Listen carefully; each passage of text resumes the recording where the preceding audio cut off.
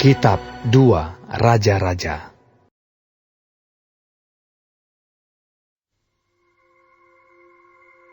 Salah seorang dari istri-istri para nabi mengadukan halnya kepada Elisa sambil berseru, "Hambamu, suamiku sudah mati, dan engkau ini tahu bahwa hambamu itu takut akan Tuhan. Tetapi sekarang penagih hutang sudah datang untuk mengambil kedua orang anakku menjadi budaknya."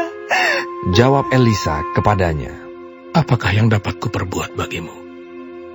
Beritahukanlah kepadaku apa-apa yang kau punya di rumah." Berkatalah perempuan itu, "Hambamu ini tidak punya sesuatu apapun di rumah, kecuali sebuah buli-buli berisi minyak." Lalu berkatalah Elisa, "Pergilah, mintalah bejana-bejana dari luar, daripada segala tetanggamu, bejana-bejana kosong, tetapi jangan terlalu sedikit. Kemudian masuklah, tutuplah pintu sesudah engkau dan anak-anakmu masuk. Lalu tuanglah minyak itu ke dalam segala bejana. Mana yang penuh, angkatlah." Pergilah perempuan itu daripadanya. Ditutupnyalah pintu sesudah ia dan anak-anaknya masuk. Dan anak-anaknya mendekatkan bejana-bejana kepadanya, sedang ia terus menuang. Terima kasih, Tuhan. Ketika bejana-bejana itu sudah penuh, berkatalah perempuan itu kepada anaknya, "Dekatkanlah kepadaku sebuah bejana lagi." tetapi jawabnya kepada ibunya. "Tidak ada lagi bejana." Lalu berhentilah minyak itu mengalir. Kemudian pergilah perempuan itu memberitahukannya kepada abdi Allah, dan orang ini berkata, Pergilah, jualah minyak itu, bayarlah hutangmu, dan hiduplah dari lebihnya, engkau serta anak-anakmu." Pada suatu hari, Elisa pergi ke Sunem. Di sana tinggal seorang perempuan kaya yang mengundang dia makan. Dan seberapa kali ia dalam perjalanan, singgahlah ia ke sana untuk makan. Berkatalah perempuan itu kepada suaminya, "Sesungguhnya aku sudah tahu bahwa orang yang selalu datang kepada kita itu adalah abdi Allah yang kudus.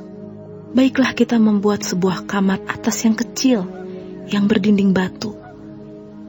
Dan baiklah kita menaruh di sana baginya sebuah tempat tidur, sebuah meja, sebuah kursi, dan sebuah kandil. Maka, apabila ia datang kepada kita, ia boleh masuk ke sana." Pada suatu hari, datanglah ia ke sana. Lalu masuklah ia ke kamar atas itu dan tidur di situ.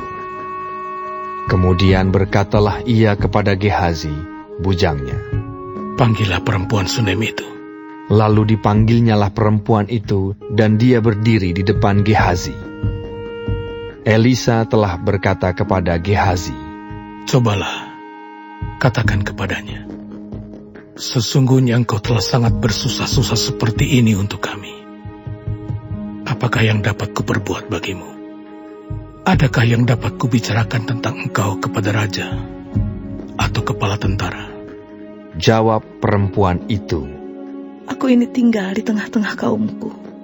Kemudian berkatalah Elisa, "Apakah yang dapat kuperbuat baginya?" Jawab Gehazi, Ia tidak mempunyai anak, dan suaminya sudah tua." Lalu berkatalah Elisa, "Panggillah dia." dan sesudah dipanggilnya, berdirilah perempuan itu di pintu. Berkatalah Elisa, "Pada waktu seperti ini juga, tahun depan, engkau ini akan menggendong seorang anak laki-laki." Tetapi jawab perempuan itu, "Janganlah tuanku, ya abdi Allah, janganlah berdusta kepada hambamu ini." Mengandunglah perempuan itu, lalu melahirkan seorang anak laki-laki pada waktu seperti itu juga, pada tahun berikutnya, seperti yang dikatakan Elisa kepadanya. Setelah anak itu menjadi besar, pada suatu hari keluarlah ia mendapatkan ayahnya di antara penyabit-penyabit gandum. Tiba-tiba menjeritlah ia kepada ayahnya. Aduh, kepalaku, kepalaku. Lalu kata ayahnya kepada seorang bujang, angkatlah dia dan bawa kepada ibunya. Diangkatnyalah dia, dibawanya pulang kepada ibunya. Duduklah dia di pangkuan ibunya sampai tengah hari. Tetapi sesudah itu, matilah dia. Lalu naiklah perempuan itu, dibaringkannyalah dia di atas tempat tidur abdi Allah itu. Ditutupnyalah pintu dan pergi, sehingga anak itu saja di dalam kamar. Sesudah itu, ia memanggil suaminya serta berkata, Suruh kepadaku salah seorang bujang dengan membawa seekor keledai betina. Aku mau pergi dengan segera kepada abdi Allah itu dan akan terus pulang. Berkatalah suaminya, mengapakah pada hari ini engkau hendak pergi kepadanya? Padahal sekarang bukan bulan baru dan bukan hari Sabat. Jawab perempuan itu, Jangan khawatir. Dipelanainyalah keledai itu dan berkatalah ia kepada bujangnya, Tuntunlah dan majulah. Jangan tahan-tahan aku dalam perjalananku, kecuali apabila ku katakan kepadamu. Demikianlah perempuan itu berangkat dan pergi kepada abdi Allah di Gunung Karmel. Segera sesudah abdi Allah melihat dia dari jauh, berkatalah ia kepada Gehazi, bujangnya, Lihat, perempuan Sunem itu datang. Larilah menyongsongnya dan katakanlah kepadanya, Selamatkah engkau? Selamatkah suamimu? Selamatkah anak itu? Jawab perempuan itu, Selamat. Dan sesudah ia sampai ke gunung itu, dipegangnyalah kaki abdi Allah itu. Tetapi Gehazi mendekat hendak mengusir dia. Lalu berkatalah abdi Allah, Biarkanlah dia. Hatinya pedih. Tuhan menyembunyikan hal ini daripadaku, tidak memberitahukannya kepadaku. Lalu berkatalah perempuan itu, Adakah ku minta seorang anak laki-laki daripada Tuhanku? Bukankah telah ku katakan, jangan aku diberi harapan kosong? Maka berkatalah Elisa kepada Gehazi, Ikatlah pinggangmu, bawalah tongkatku di tanganmu dan pergilah. Apabila engkau bertemu dengan seseorang, janganlah beri salam kepadanya. Dan apabila seseorang memberi salam kepadamu, janganlah balas dia. Kemudian taruhlah tongkatku ini di atas anak itu. Tetapi berkatalah ibu anak itu, Demi Tuhan yang hidup, dan demi hidupmu sendiri, sesungguhnya aku tidak akan meninggalkan engkau. Lalu bangunlah Elisa dan berjalan mengikuti perempuan itu. Adapun Gehazi telah berjalan mendahului mereka dan telah menaruh tongkat di atas anak itu. Tetapi tidak ada suara dan tidak ada tanda hidup. Lalu kembalilah ia menemui Elisa serta memberitahukan kepadanya. Katanya, Anak itu tidak bangun. Dan ketika Elisa masuk ke rumah, ternyata anak itu sudah mati dan terbaring di atas tempat tidurnya. Sesudah ia masuk, ditutupnyalah pintu, sehingga ia sendiri dengan anak itu di dalam kamar. Kemudian berdoalah ia kepada Tuhan. Lalu ia membaringkan dirinya di atas anak itu, dengan mulutnya di atas mulut anak itu, dan matanya di atas mata anak itu, serta telapak tangannya di atas telapak tangan anak itu. Dan karena ia meniarap di atas anak itu, maka menjadi panaslah badan anak itu. Sesudah itu, ia berdiri kembali dan berjalan ke dalam rumah itu sekali ke sana dan sekali ke sini. Kemudian meniarap pulalah ia di atas anak itu.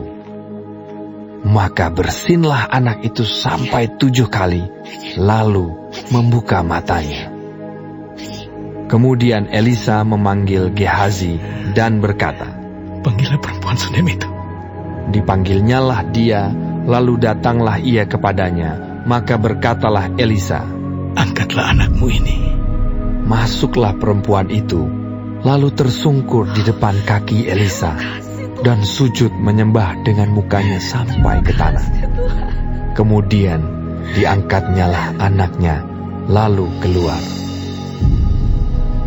Elisa kembali ke Gilgal pada waktu ada kelaparan di negeri itu. Dan ketika pada suatu kali rombongan nabi duduk di depannya, berkatalah ia kepada bujangnya, "Taruhlah kuali yang paling besar di atas api, dan masaklah sesuatu makanan bagi rombongan nabi itu." Lalu keluarlah seorang dari mereka ke ladang untuk mengumpulkan sayur-sayuran. Ia menemui pohon sulur-suluran liar dan memetik daripadanya labu liar serangkul penuh dalam jubahnya. Sesudah ia pulang, teruslah ia mengiris-ngirisnya ke dalam kuali masakan tadi, sebab mereka tidak mengenalnya. Kemudian dicedoklah dari masakan tadi bagi orang-orang itu untuk dimakan, dan segera sesudah mereka memakannya, berteriaklah mereka serta berkata, "Maut ada dalam kuali itu, hai abdi Allah!" Dan tidak tahan mereka memakannya. Tetapi berkatalah Elisa, "Ambillah tepung." Dilemparkannyalah itu ke dalam kuali serta berkata, "Cedoklah sekarang bagi orang-orang ini, supaya mereka makan." Maka tidak ada lagi sesuatu bahaya dalam kuali itu. Datanglah seseorang dari Baal Salisa dengan membawa bagi abdi Allah roti hulu hasil, yaitu 20 roti jelai serta gandum baru dalam sebuah kantong. Lalu berkatalah Elisa, "Berilah itu kepada orang-orang ini, supaya mereka makan." Tetapi pelayannya itu berkata, "Bagaimanakah aku dapat menghidangkan ini di depan 100 orang?" Jawabnya, "Berikanlah kepada orang-orang itu, supaya mereka makan. Sebab beginilah firman Tuhan, orang akan makan, bahkan akan ada sisanya." Lalu dihidangkannyalah di depan mereka. Maka makanlah mereka dan ada sisanya, sesuai dengan firman Tuhan.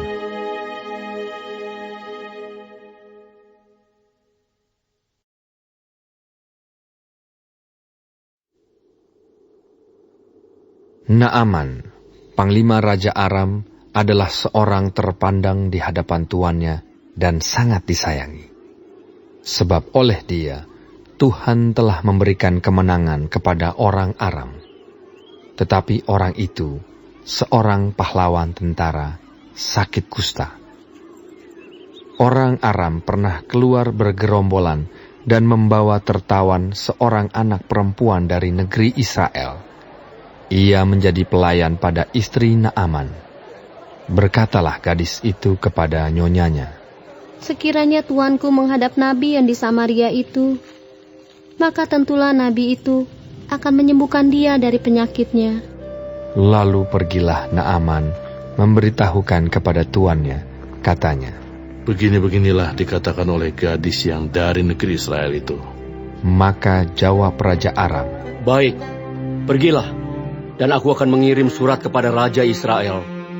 Lalu pergilah Naaman dan membawa sebagai persembahan 10 talenta perak dan 6.000 shikal emas dan 10 potong pakaian.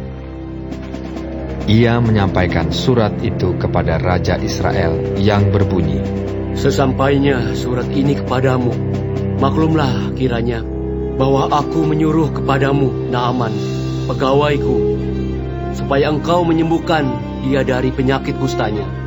Segera sesudah Raja Israel membaca surat itu, dikoyakkannyalah pakaiannya, serta berkata, "Alahkah aku ini yang dapat mematikan dan menghidupkan, sehingga orang ini mengirim pesan kepadaku, supaya ku sembuhkan seorang dari penyakit kustanya?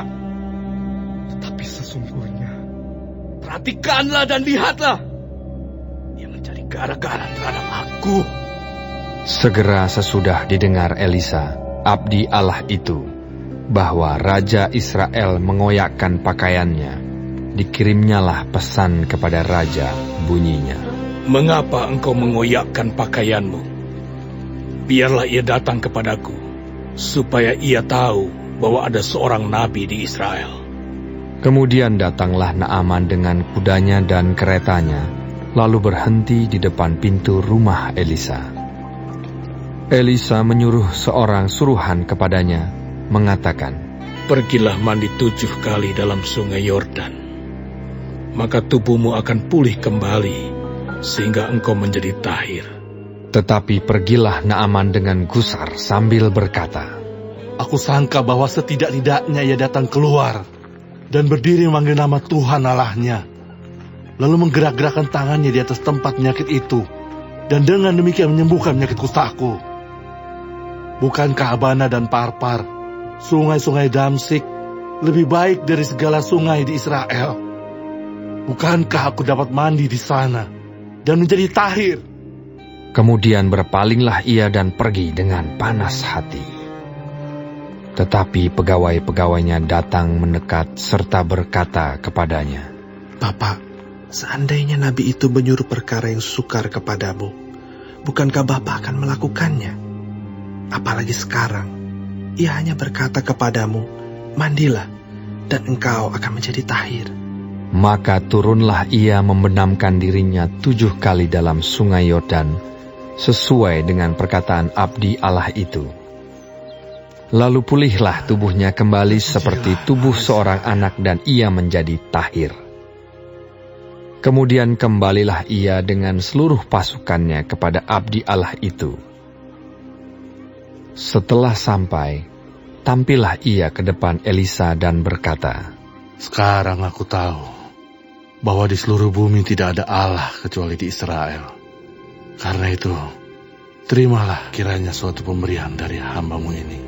Tetapi Elisa menjawab, Demi Tuhan yang hidup, yang di hadapannya aku menjadi pelayan, sesungguhnya aku tidak akan menerima apa-apa.